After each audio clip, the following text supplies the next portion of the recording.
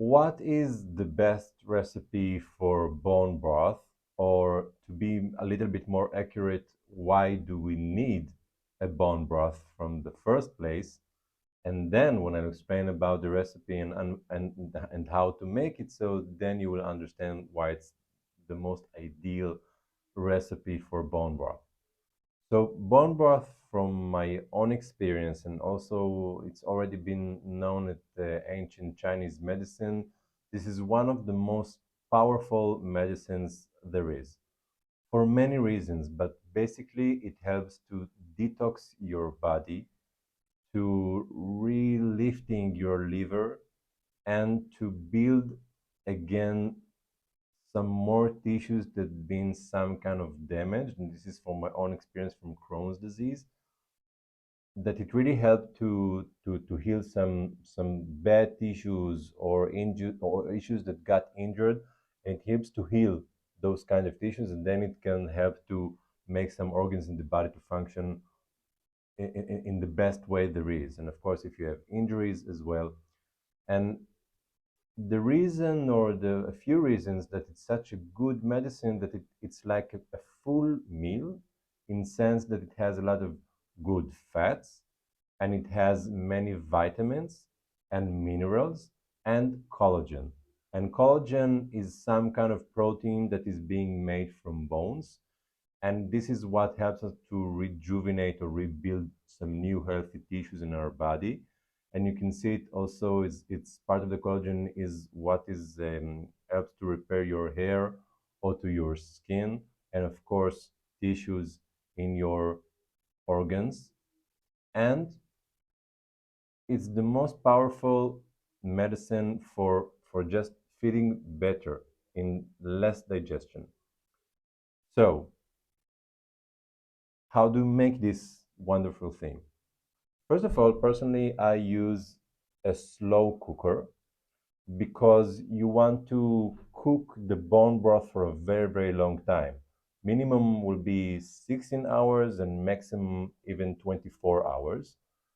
And slow cooker for me was the best solution for that, because it's electric, and I don't have to put it on the gas or in the oven.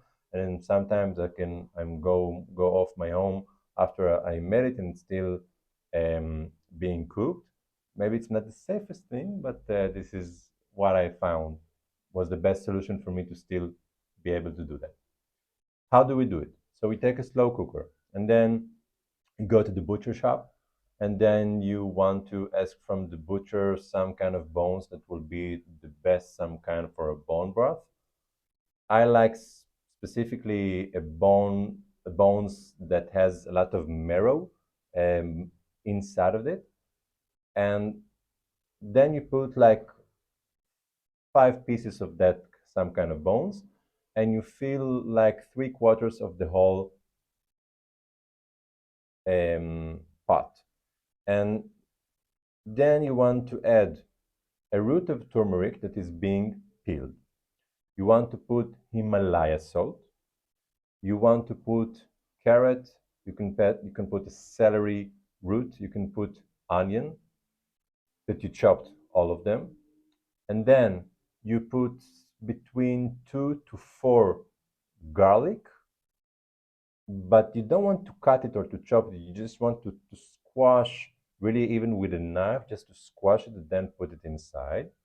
You want to put the cumin a little bit, which is a spice that I love also to add.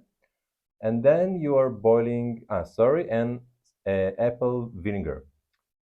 I like to put something like 2 tablespoons and sometimes even more. And then you want to boil it. So you want to put it on some kind of you have two functions, low heat and high heat. I put it on the high heat for at least 6 hours, and sometimes even more. It really depends, because sometimes you have less water because of the heat for longer hours. So you want to add a little bit more water just to balance it a little bit. So it really depends, between 6 to 8 hours. You can see how it works for you. And then I put it on low heat. So after I saw that everything is being boiled and it has like a certain color already, and then I put it on the low heat, And then I'm adding a lot of greens. It can be really a long celery leaves, or parsley, or dill, or coriander that I like also. And then I let it to cook for another at least between 12 to 16 hours.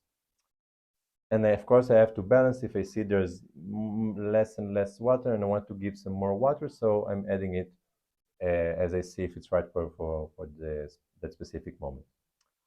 And then you have to let it cool. You close the heat, of course, you let it cool. And then I'm taking the pot that is being made of clay. I can take it out from the heating body, which is made from aluminum. I take the clay pot out and let it to cool a little bit. And when it's cold, like it's when in the temperature of the room, more or less, so I put it in the refrigerator. When I put it in the refrigerator, after 6 hours, more or less, you will see there's like a white skin of fat that is being made on the surface of the pot.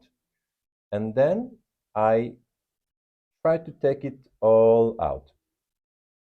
So I take all this some kind of gooey white fat, I clean it up. This is some kind of fat that you don't want to use. And then you want to put everything through a strainer, like you want to strain, so you have only the water of that broth, and you don't want to have all the bones and all the vegetables and all the leaves. You don't want it all. You can take it and put it on the trash. Or personally, I have a lovely dog called June, and I like to give her the bones. She really, really likes it, and it's very healthy for her as well. So you can choose whatever you want to do with the leftovers of the bone broth, and then you're just using the water after it being strained. Personally, because it's such a huge amount, I like to put some of it in some kind of boxes. And by the way, it would be better if you put it in some kind of Pyrex, like from being made of glass and not in plastic. Generally, don't put any some kind of food in plastic from this day till the end of your life. And so I like to put it in some kind of Pyrex. Sometimes I put between 3 to 6 like big Pyrex in the freezer, and then by the time I use it. And this is the bone broth is something that you can take in the morning, like really small shots. And personally, I like to add a little bit of apple vinegar, and just to drink it. Or you want to add it to your food, to your soups, to your dishes, to whatever you want it. It's really, really great for you. It's the most powerful and really, really simple um, to do. It's the best medicine there is. So good luck with your bone broth, my friends. And of course, if you see that there are some kind of new adjustments or some new spices that you want to experiment, so feel free, my friends. This is the best recipe personally that I found.